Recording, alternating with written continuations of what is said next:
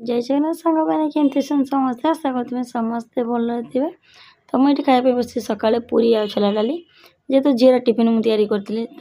गोटे दुटा तो मापर बनई हेनी दुटा चार्टा बेसी जाए मसला मोर भी खाଇବା हो सका।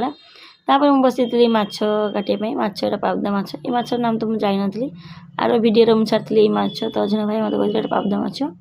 ता सहित आसला नई टैंगरा एवं तो नई माछ प्राय आम घर को आसो कहीं नई माछ ही बेसी उठुचे मार्केट। तापर मुझे बसी रोषे करने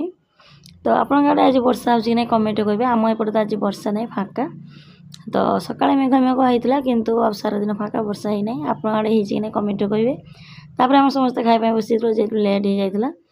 तो माछ मुझे टेंगरा माछ खटा करी पावदा माछ भजा करी कहीं जाए कौन रोषे हुए से माछ मिछ बड़ा करी